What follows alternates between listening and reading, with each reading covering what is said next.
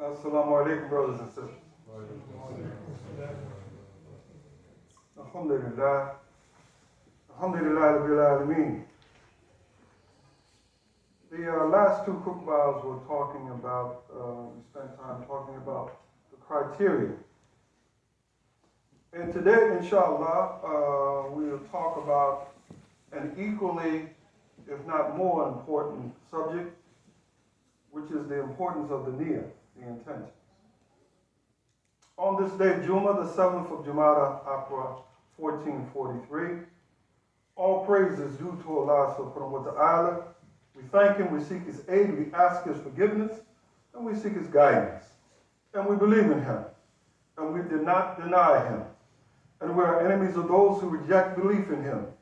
We bear witness that there is no one worthy of worship other than Allah subhanahu wa ta'ala alone, without partner.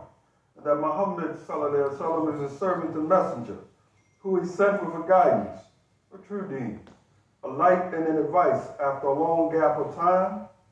When no messengers were sent, knowledge was little, people were misguided, and time appeared to have stopped as the day of judgment approached. Fellow Muslims, fear Allah subhanahu wa ta'ala. For everything that we do, we'll be held accountable for, and each soul is going to come to an end at a prescribed time, and you will be dealt with according to your deeds. All praise is due to Allah subhanahu wa ta'ala, the Rob of the worlds, and may His peace and blessings be upon the Prophet Muhammad sallallahu alaihi wasallam, his household, and his companions. Allah subhanahu wa ta'ala makes a promise in the 65th surah, ayah 2 through 3, when He says in the English translation, whoever fears Allah and keeps his duty to Him, He will provide him a way of every difficulty. He will provide him from sources that he could never imagine. Now this is a blessing as well as a warning for those of us who makes our intentions for other than fi sabilillah subhanahu wa ta'ala. And one of the things that we have to think about is if you're continually having the same kind of problem over and over and over again, you may want to take a look in the mirror and check, what is your intentions behind what it is you're doing? Because clearly these ayahs says that Allah subhanahu wa ta'ala provides you a way of every difficulty, no matter what it is. And He'll provide you from sources that you could never imagine. So this is a promise from Allah subhanahu wa ta'ala. And many Muslims,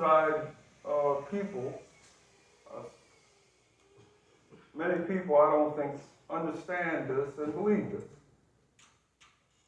That Allah will actually keep His promise. In this age, many people actually don't believe in Allah. They believe in science. I was talking to a brother, and I don't mean to go off on a tangent, but I was talking to a brother the other day about the weather system.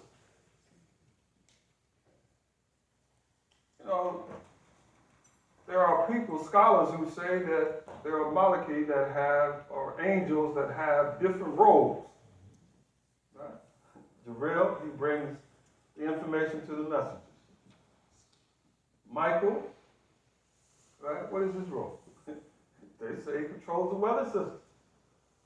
But you see these people who are trying to escape up in the mountains. After they done everything they were big enough to do down in the valley, they move up in the mountains away from people.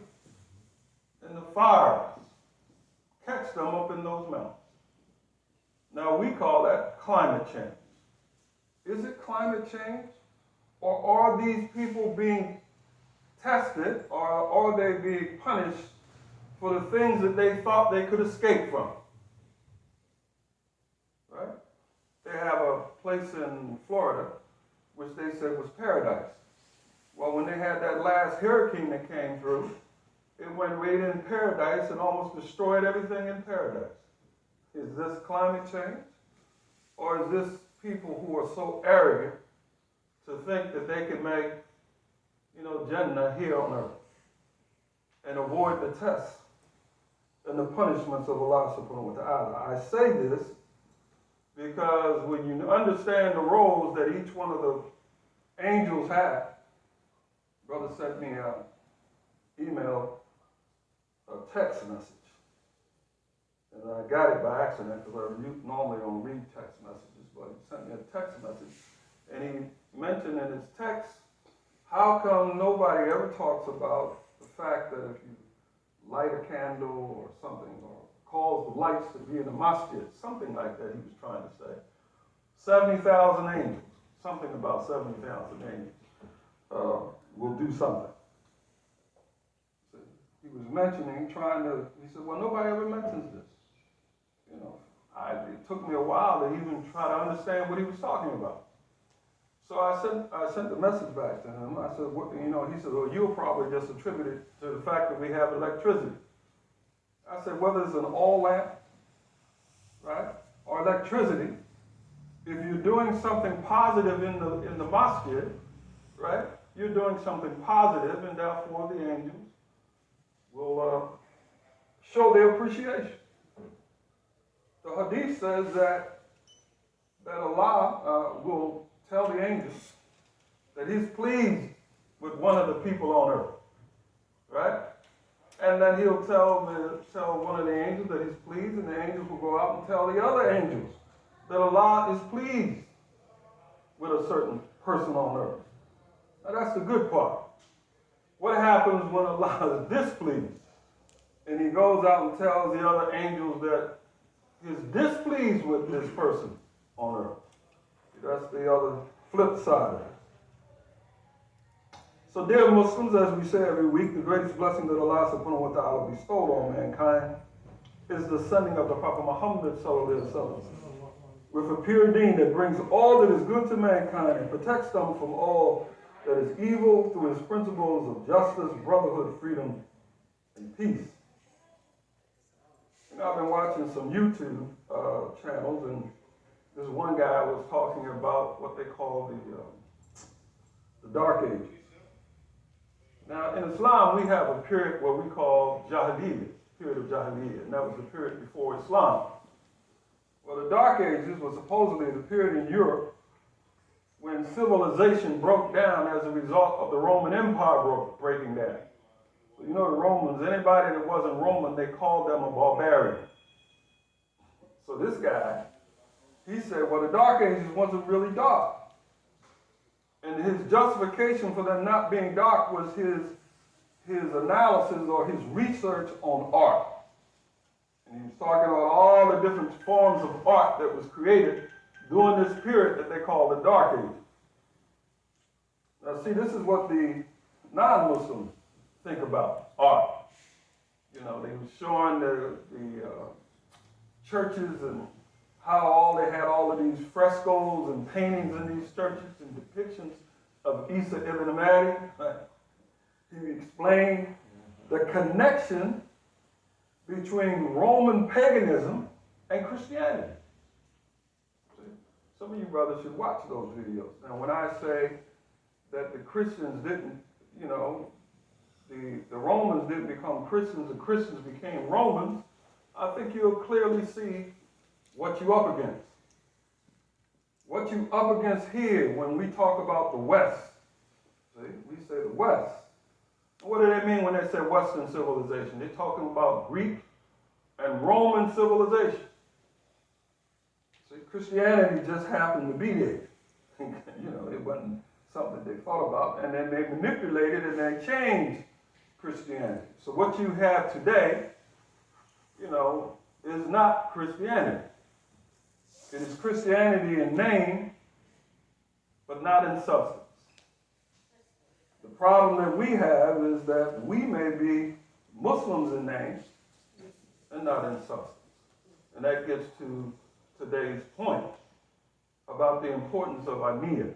Why do you do that? Ask yourself, as you sit here on this floor, and for some people it's uncomfortable because they don't sit on the floor much. Why are you sitting on the floor today? Why are you listening to me speak today? Is it because of your culture? Or because you're trying to improve yourself as a Muslim here in 1443? What is 1444? What exactly is your motivating force? Are you doing it fi sabilillah subhanahu wa ta'ala? Or are you just doing it, because this is how I grew up? Like I tell you all the time, I grew up as a so-called Methodist. And I had to evaluate Methodists and determine whether or not it was true. And I came to the conclusion that the Methodist belief system that I was taught when I was little, Sunday school, and all other occasions, was not the haqq, was not the truth. And then I went out and searched. Now I'm here with you guys. But my niyyah at that time was to find the truth. See? And I believe I found it in Islam. And everything that I read, everything that I watch, whether YouTube or whatever, confirms that this is the truth. But I look around a lot of times and I see the brothers who have more knowledge and more ability in terms of the language, and I wonder whether or not they actually believe that. Is this really the truth? If it's the truth, then you want to spread the truth. If it's not the truth, you want to reduce it so that you won't spread disorder around the world. So today we want to talk a little bit about intentions in Islam. And everything is judged by your intentions. Because of the value of your deeds are judged by Allah subhanahu wa ta'ala based on your intentions in the first place. So we want to take a deeper look at the niyyah. The definition of niyyah by scholars in Islam, niyyah is referred to in two parts. First, it differentiates act of worship from another. It's like today we came to Jummah, we're not coming to Fajr prayer. So you made your niyyah to come to Jummah, not to Fajr, or not to Maghrib. Because some of you brothers won't be here for Maghrib and Ish. But you come to Jummah. The other thing is, another Muslim scholars use the term niyyah to differentiate when acts are done fi sabilillah subhanahu wa ta'ala or whether they're done for another reason. That's an important differentiation. Are you doing it fi sabilillah or are you doing it for some other reason? So what is the significance of intentions in Islam? Niyyah in Islam holds a great importance to every Muslim believer. Now you notice that the author of this that I plagiarized this from said Muslim believer. Now that's a strange thing to say Muslim and believer together, isn't it? Why didn't you just say every Muslim? You said Muslim believer. Maybe every Muslim is not a believer. Could that be true? This is because the value of a person's intentions is based, value of his actions is based on his intentions. What is your motive? What is your objective? We have conversations often about brothers be talking about, the young people. And I got a call from one of the sisters today. She was telling me, you got a lot of young people coming to Juma because they're out of school, and you need to say something to the young people. And I thought to myself, I think I say something almost every Juma to the young people. But since she reminded me, I thought I would say something in particular to the young people today. Intentions is the most important thing. Why do you do it? The phrase "Fi sabilillah subhanahu wa ta'ala" is mentioned repeatedly in the Holy Quran. It translates "in the way of Allah." This is used to serve as a warning to the Muslim to ensure that whatever they intend to do should be in the way of God, in the way of Allah, and not for the sake of anyone else, including your own personal desires. That's kind of a high standard, little one. That when you do something, you do it fi sabilillah subhanahu wa ta'ala. This is the reason why I say to you on almost every Juma, right? When the non-Muslims or the Muslims try to encourage you to do something based on peer pressure, you let them know that you're not going to do it. Why? Because you have a criteria. See, they don't have a criteria. They just wake up in the morning and do whatever. Little brother was here, Salat, last night. I wear my hat. He pulled my hat off my head. I looked at it. I put it back and he pulled it off again.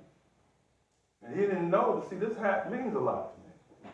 But it may not be, I may not be doing it fi sabilillah. So I have to realize, why am I continually doing what I do?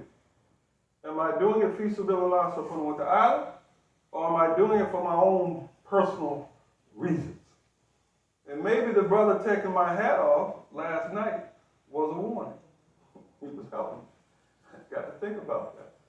What am I doing? Deviations from the Sirat al-Mustaqim should be avoided at all costs, as they do not bring benefit in any shape or form. Doing things that takes you away from the Sirat al-Mustaqim, they're not going to benefit you at all, even though they may seem like they benefit you temporarily. Any devotional act performed without sincereness of intention is worthless in the sight of Allah subhanahu wa ta'ala. The niyyah is given significance as a pillar of worship. This is due to the fact that any deed performed without intention or with an ungodly objective will not be accepted. See? So whether we're conducting business or whatever it is we're doing, we have to make sure that we're doing it what? Fi sabilillah subhanahu wa ta'ala. Allah has permitted us to do business, but He's instructed us to do it a certain way. And He gave us a role model, right? Person who was what? The truthful, the trustworthy. He was a merchant.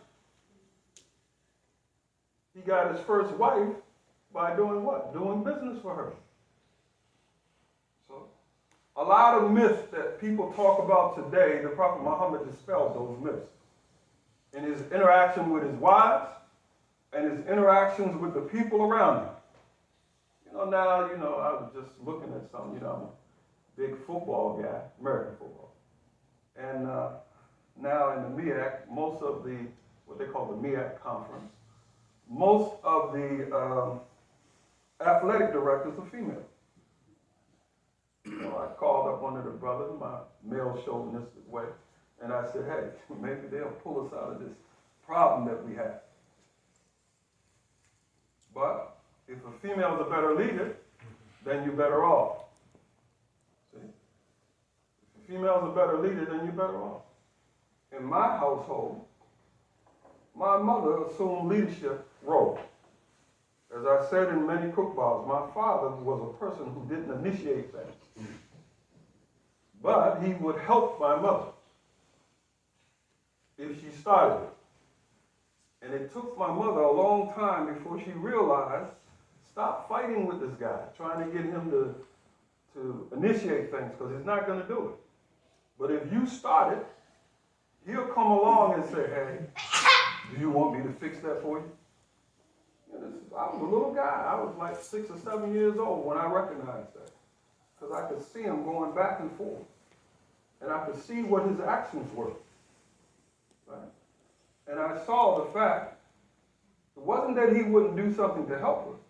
It wasn't, he didn't want to take on the responsibility of making the decision. Maybe that was because, some things that happened to him along the way, where he got punished. America was a punishing place for a lot of African Americans back in the day. You guys think you got it bad now? You should have been around 50 years ago, 60 years ago in America.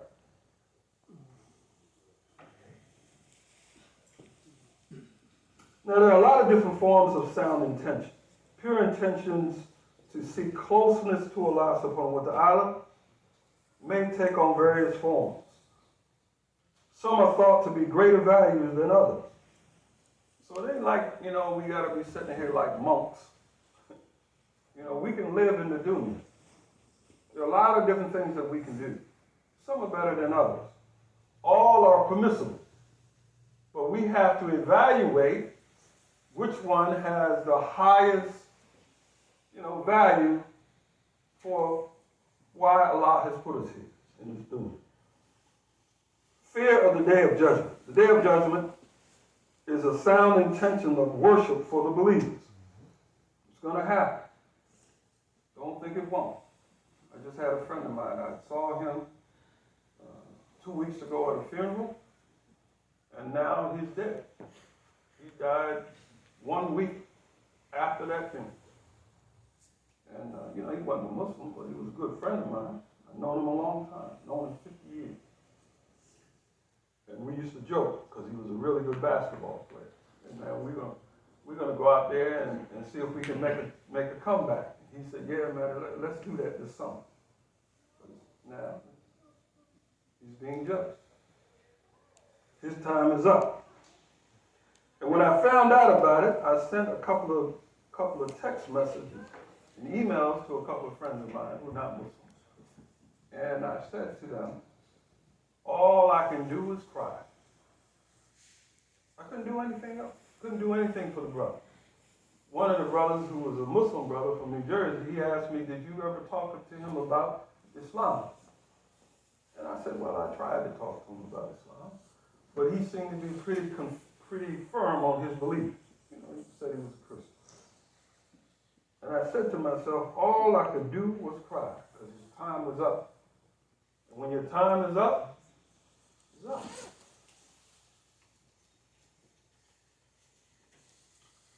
The fear of the hellfire is enough for the Muslims to act on the Salat al-Mustaqim, holding the purest intentions.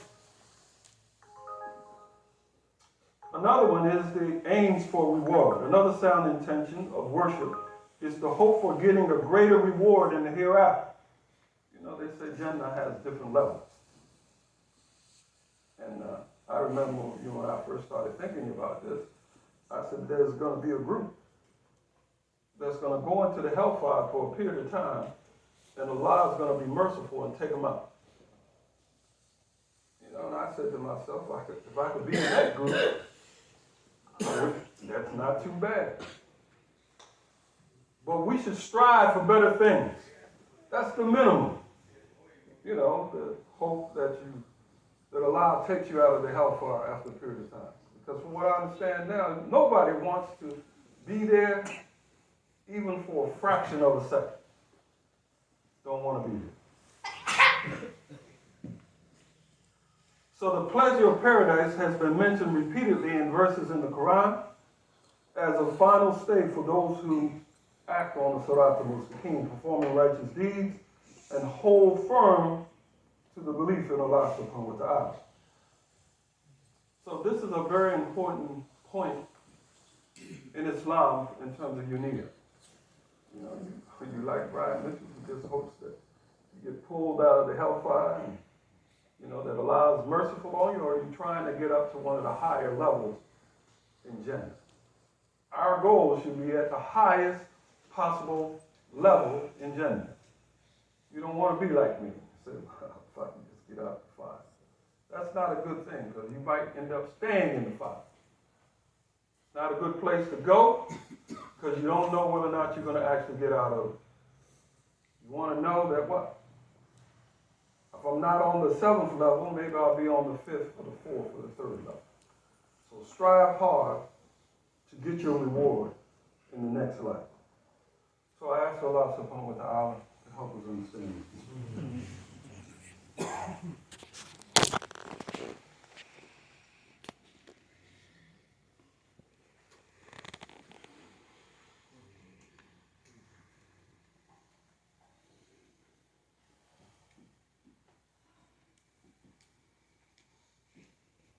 Alhamdulillah, Alhamdulillah, Rabbil Alameen.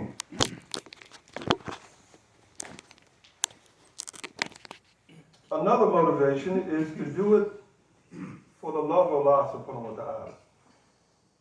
A wonderful and righteous intention is to worship and showing gratitude to Allah subhanahu wa ta'ala for his countless blessings that he has bestowed on us. The believers who hold thoughts that the Lord is worthy of being worshipped and hence spend their devoted time in the remembrance of his Rabb will be rewarded in this dunya and definitely in the hereafter. On the day of judgment, all human beings will be raised based on their niyyah. You're going to be raised based on our niyyah. That's it. Having the purest intentions is the belief of all Muslims. All Muslims should hold that belief, that our intentions are pure. Now, Allah's not asking for a lot. He gives us the power to do whatever we do. Once we make our niyyah, Allah gives us the power to execute our niyyah. So he's not really asking for a lot. He's just asking you to be a thoughtful person. He's just asking you to understand your deen. He's not asking for a lot. Right? All power resides in Allah subhanahu wa ta'ala. I don't care who you are. You can be the strongest man in the world. Allah don't want you to be the strongest man. You won't be the strongest. You have big bulging muscles and won't be able to pick up anything. You'll be like the Americans are starting to find themselves.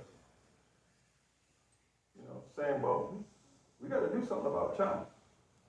We got to do something about this country. Right? And the only thing they can do is say, we got to do something about this country. Because Allah is gradually taking the power away from America. You do a lot of things based on ill intentions, and sooner or later it's going to catch up with you. And if you look at the history of America, we said we had manifest destiny. We had the right to conquer the whole of North America. This is what we believed. And we went about doing it, and Allah gave us the power to do it. Took the land from the Indians, enslaved the blacks, messed over a whole group of people. Indians had treaties with America, and we broke almost every treaty that we had. But now those same people are finding out that they can't run from Allah subhanahu wa ta'ala. They call it climate change. This climate is definitely changing, but not for the reason that they think. Everybody in every group is going to be held accountable for what they do. You can't run away from it. So having the purest intentions is the belief of all Muslims should hold. Only then can they expect to be rewarded by their Lord for their devotional acts being performed. Now, this is something that happens almost every single time you make salah. I don't know about you, brothers, but every time I make salah, I get real concerned about what's going on in my head and what am I thinking, right? We're supposed to be making salah as if we see Allah subhanahu wa ta'ala standing in front of us. And I'm making salah sometimes and all kinds of crazy ideas coming through my mind. I'm trying to figure out, how do you control this? What in the world's going on? I don't know if it happens to you, brothers, but it happens to me. I'm just trying to be honest. So what happens on those occasions when my devotion, right, is not the way it should be? Is Allah going to be merciful? This is what I ask myself all the time. It was narrated in a hadith on the authority of the Emir Mu'minun, the leader of the believers, right? That this is Umar ibn Khattab, may Allah be pleased with him, who said, I heard the messenger of Allah subhanahu wa ta'ala said, actions are according to the intentions. And everybody will get what was intended. Whoever migrates with the intention of Allah and His Messenger, the migration will be fi sabilillah and His Messenger. And whoever migrates for worldly gain or to marry a woman, then his migration will be for that which he migrated for. Now, we got a lot of immigrants in this room. You brothers might want to think about why y'all migrated. Right? Did you migrate for the right reason? And, it ain't too late to change your intention. Right? Because a lot of people that migrated for other reasons, they ran away from their deen. They thought there was something wrong with it. Let's be honest. Well, them guys over there, they call themselves Muslims, and they're all under pressure. Right? It might make sense for those of us who are immigrants, and all of us to a certain degree are immigrants, that we reflect on what our intentions were when we came here. This hadith is central to Islamic thought, culture, and understanding, and shows the balance between the internal and external states of oneself. This hadith is great in its benefit and importance, and should be said that Islam revolves around this hadith. You get what you intended. Scholars have commented that this hadith comprises 1/3 of the knowledge, because actions of a man involves his heart or a woman. Sisters over there, y'all ain't getting away just because every time we use a male term. The actions of a human being involve the heart, involve the tongue, the limbs, and hence the intention in the heart is 1/3 of the action.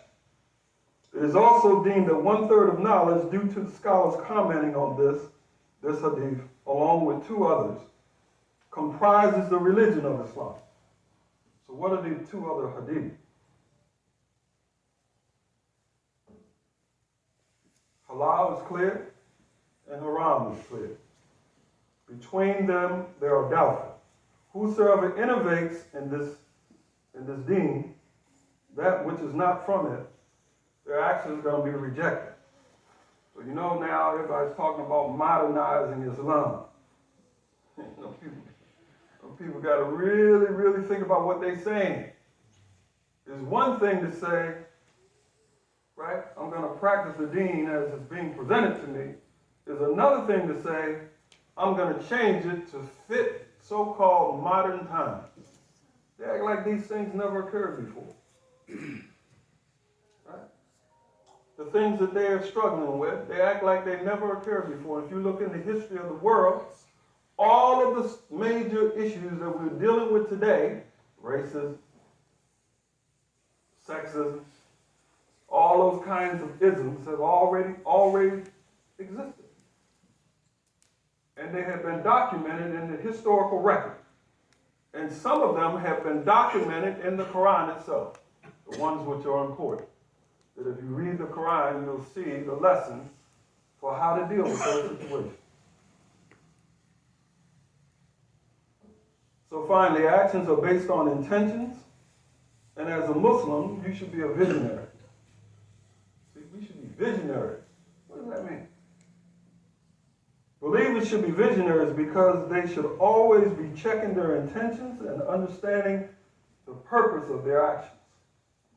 they should be persistently asking themselves about their intentions.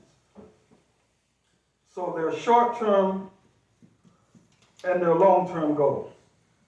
Overall, the believer should be constantly asking him or herself, why am I doing what I'm doing? Why am I doing what I'm doing? Simple question. Well, we need to beware of showing off. This is a great responsibility that I've taken on here for the last 20-some years, giving cookbars. And I tell you, I really understand how important it is, the things that I'm trying to convey to you brothers week after week. I try to live out the things that I say to you brothers week after week. So if we say it's important to make salat as a male in the masjid, right? Some of the brothers can attest to the fact that I try to make salat in the masjid, right? If we say that we should be generous to the people, if we can help them, some of the brothers can attest to the fact that I try to be as generous as I can. See? We have to live out the things that we say. Because as I said in the beginning, and this is where I end, says, fear Allah subhanahu wa ta'ala for everything that we do, we'll be held accountable for. And each soul is going to come to an end at a prescribed time. And you will be dealt with according to your deeds. And all praise is due to Allah subhanahu wa ta'ala, the Rabb of the worlds. And may his peace and blessings be on the Prophet Muhammad sallallahu alaihi wasallam, his household, and his companions.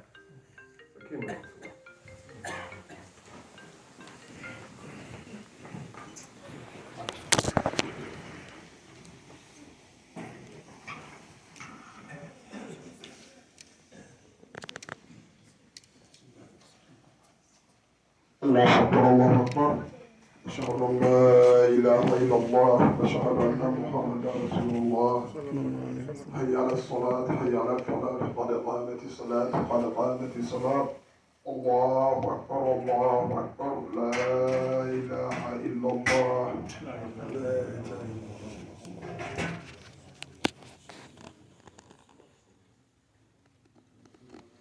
استووا واعتدلوا قل لا إله إلا الله.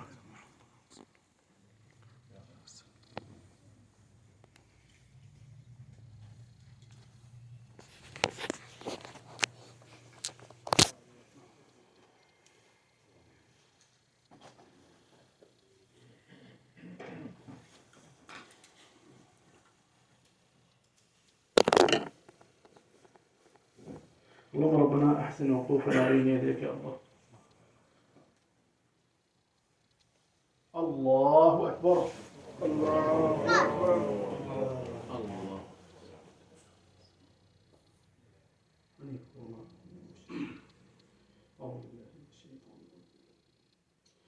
بسم الله الرحمن الرحيم الحمد لله رب العالمين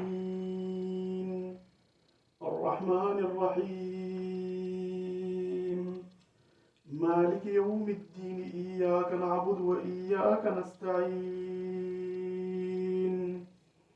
اهدنا الصراط المستقيم صراط الذين أنعمت عليهم غير المغضوب عليهم ولا الضالين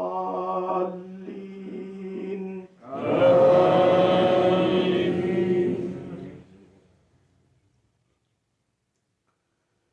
بسم الله الرحمن الرحيم إنا أعطيناك الكوثر فصل لربك وانحر إن شانئك هو الأبتر.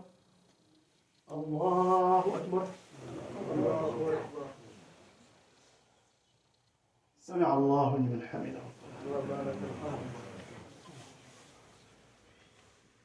الله أكبر.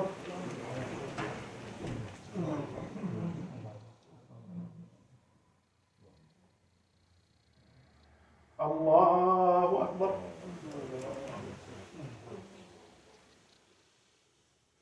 الله أكبر.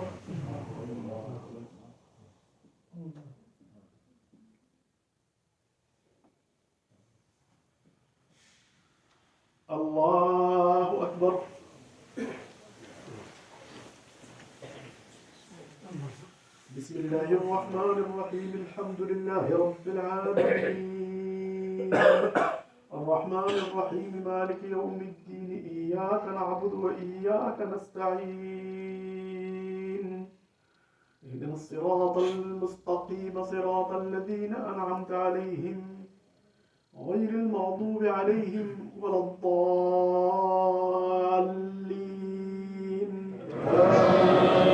آمين.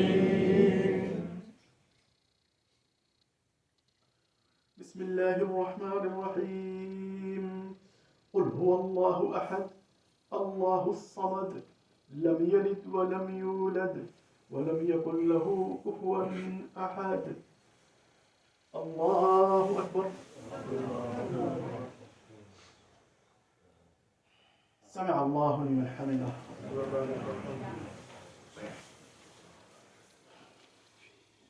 الله أكبر.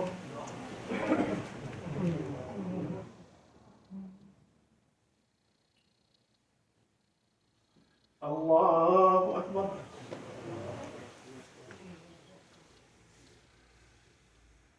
الله أكبر.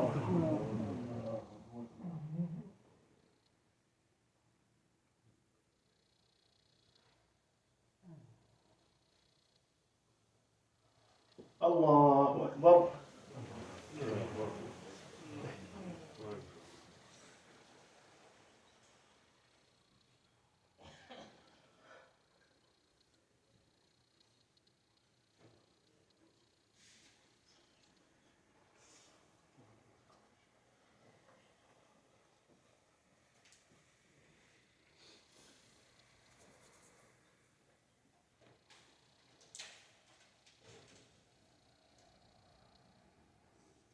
السلام عليكم ورحمة الله. السلام عليكم ورحمة الله. السلام عليكم ورحمة الله. اللهم ربنا اغفر لنا وتب علينا يا الله. اللهم ربنا اغفر لنا وتب علينا يا الله. اللهم ربنا اغفر لنا وتب علينا يا الله. لا إله إلا الله وحده لا شريك له له الملك وله الحمد يحيي ويميت وهو حي لا يموت بيده الخير وهو على كل شيء قدير وبالإجابة جدير. اللهم صل على سيدنا محمد وعلى آله وصحبه وسلم تسليما كثيرا. اللهم ربنا فاطر السماوات والأرض أنت ولينا في الدنيا والآخرة توفنا مسلمين وألحقنا بالصالحين. ربنا هب لنا حكما وألحقنا بالصالحين. اللهم إنك تعلم سرنا وعلانيتنا فاقبل معذرتنا وتعلم حاجتنا فاعطنا سؤلنا وتعلم ما في نفوسنا فاغفر لنا ذنوبنا. اللهم إنا نسألك إيمانا يباشر قلوبنا ويقينا صادقا حتى نعلم أنه لن يصيبنا إلا ما كتبته علينا والرضا بما قسمته لنا يا ذا الجلال والإكرام. اللهم ربنا اغفر لنا ذنوبنا وإسرافنا في أمرنا وثبت أقدامنا وانصرنا على القوم الكافرين. اللهم ربنا أفرغ علينا صبرا وثبت أقدامنا وانصرنا على القوم الكافرين. اللهم ربنا أفرغ علينا صبرا وتوفنا مسلمين. اللهم إنا نسألك العفو والعافية في ديننا ودنيانا وأهلنا ومالنا. اللهم أستر عوراتنا وآمن روعاتنا واحفظنا من بين يدينا ومن خلفنا وعن أيماننا وعن شمائلنا ومن فوقنا ونعوذ بك اللهم أن نغتال من تحتنا يا أرحم الراحمين. اللهم ربنا أوزعنا أن نشكر نعمتك التي أنعمت علينا وعلى والدينا وأن نعمل صالحا ترضاه وأصلح لنا في ذرياتنا إنا تبنا إليك وإنا من المسلمين. اللهم ربنا أصلح لنا في ذرياتنا وبارك فيهم وحولهم. اللهم ربنا احفظهم من كل ما يسوءهم. اللهم ربنا احفظهم بما تحفظ به عبادك الصالحين. اللهم ربنا تقبلهم بقبول حسن وأنبتهم نباتا حسنا وأكلنا إياهم كفالة الأنبياء والصالحين يا أرحم الراحمين. اللهم ربنا أصرف عنا وعنهم السوء والفحشاء واجعلنا وإياهم من عبادك المخلصين يا رب العالمين. اللهم ربنا أعنا على تنشئتهم على هدي كتابك وسنة نبيك محمد صلى الله عليه وسلم.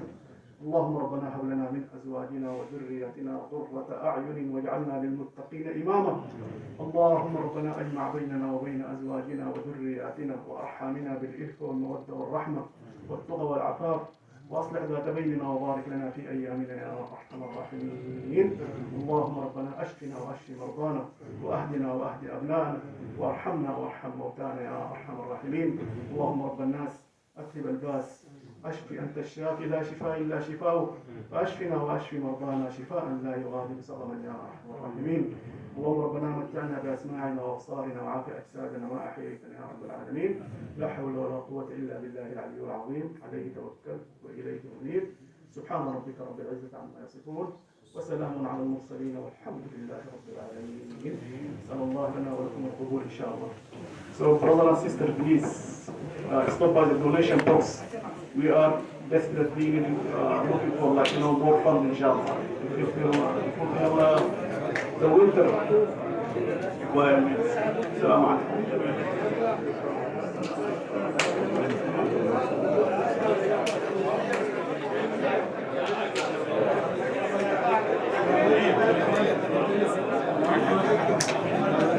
السلام عليكم، كيف حالك؟ كويس؟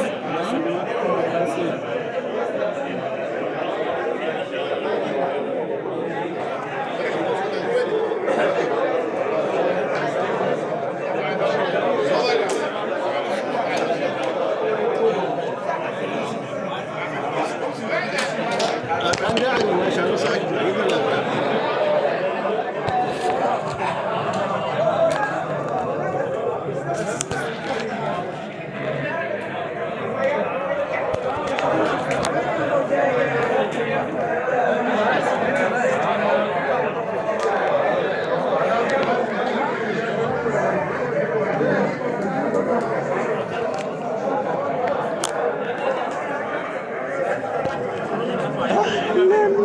ما شاء الله.